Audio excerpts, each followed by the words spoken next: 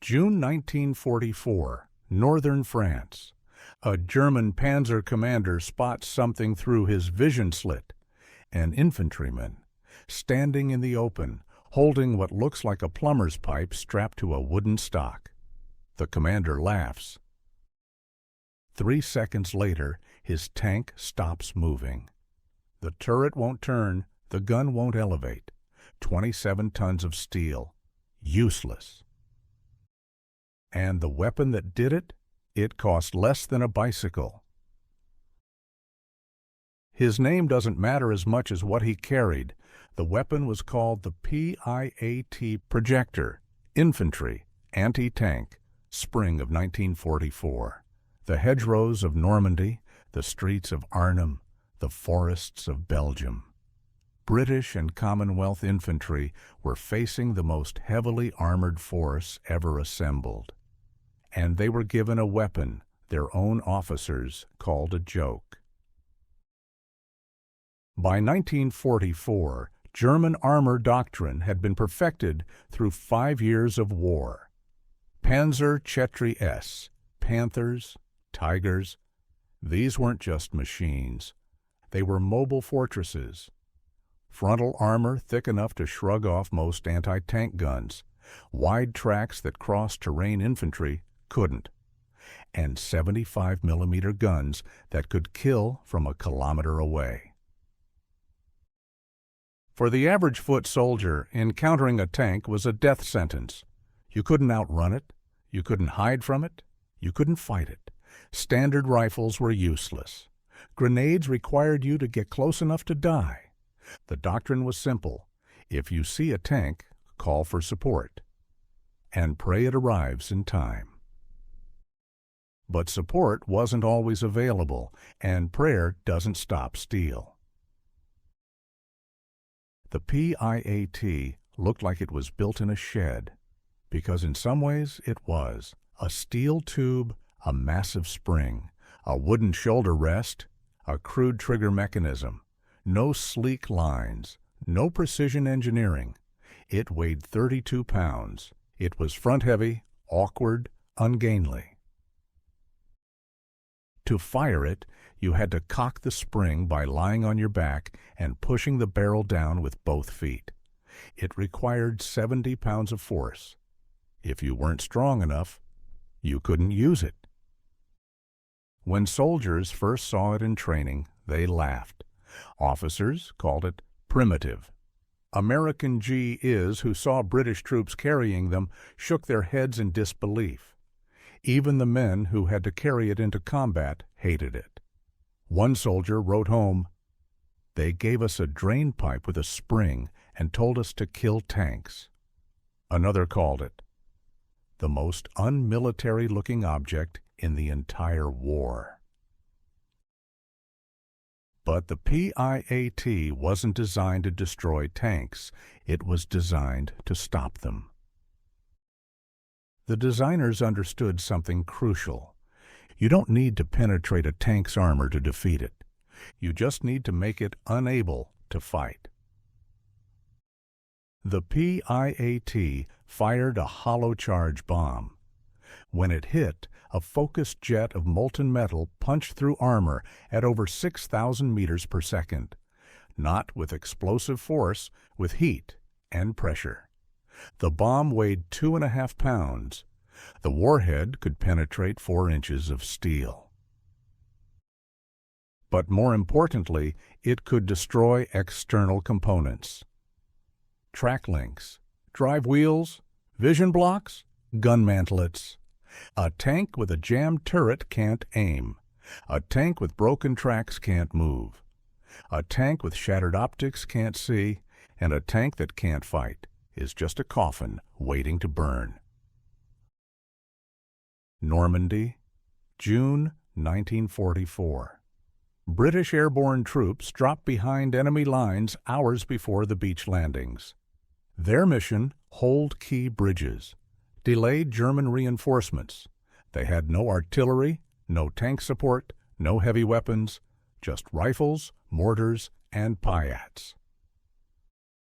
A German armored column approached the Orne River Bridge. Panzerchetry S, half-tracks, reconnaissance vehicles. The British had dug in along the road. One sergeant held a PIAT in a shallow trench, waiting. The lead panzer rumbled forward. 50 meters, 40, 30. The sergeant fired. The recoil nearly dislocated his shoulder. The bomb arced through the air. It struck the panzer's front left track assembly. The explosion was small, almost disappointing, but the track shredded. The panzer lurched, stopped. The driver gunned the engine. The broken track whipped and tangled. The vehicle slewed sideways, blocking the road. The column stopped. The Germans had expected resistance. They hadn't expected this. The PIAT succeeded because it exploited a flaw in German armored doctrine. Tank crews were trained to fear enemy tanks, anti-tank guns, artillery, not individual infantrymen. The effective range of the PIAT was about 100 meters. That meant the operator had to be close. Dangerously close. But at that range, a tank's advantages disappeared. Its long-range gun couldn't depress low enough to target a man in a foxhole. Its machine guns had limited traverse. Its thick armor didn't protect the tracks, the wheels, or the vision slits.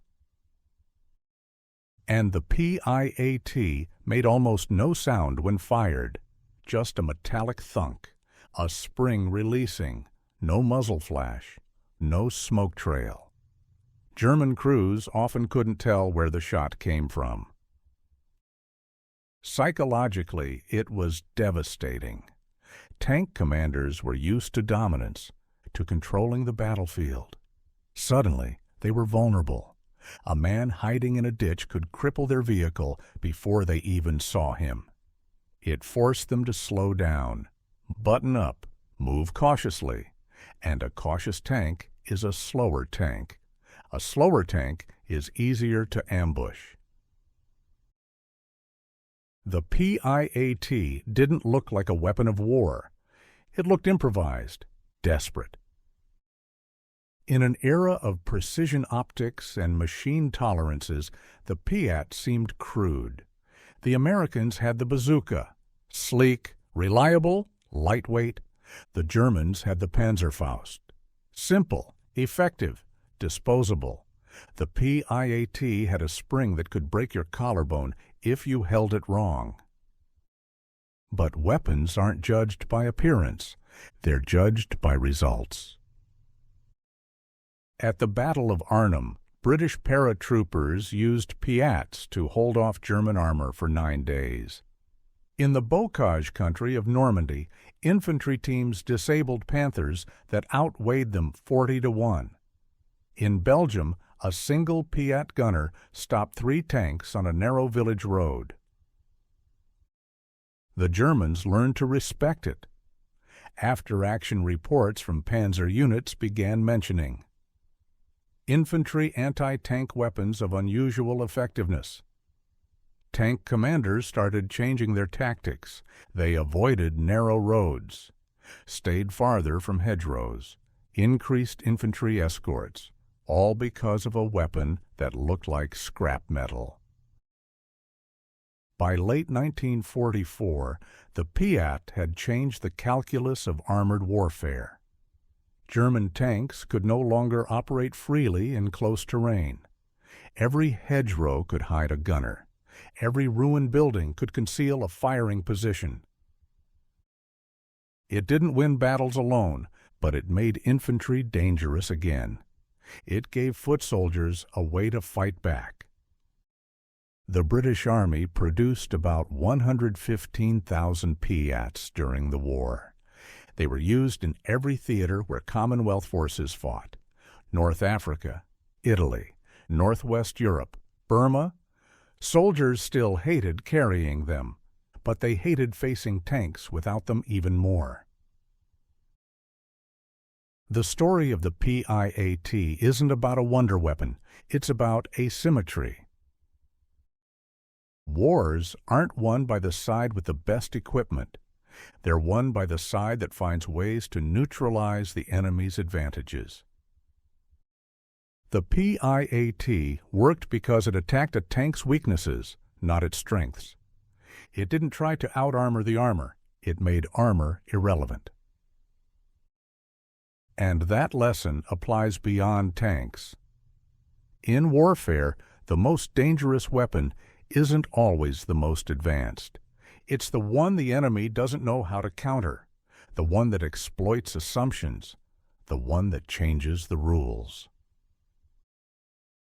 June 1944, Northern France. A German panzer commander sits in a disabled tank. The engine still runs, the gun is intact, but the turret won't move. Through his vision slit, he sees the man who fired. Just an infantryman, holding a crude metal tube, walking away.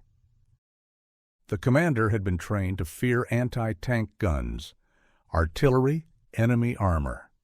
No one told him to fear a man with a wooden stock and a spring. Sometimes the weapon that changes everything is the one no one takes seriously, until it's too late.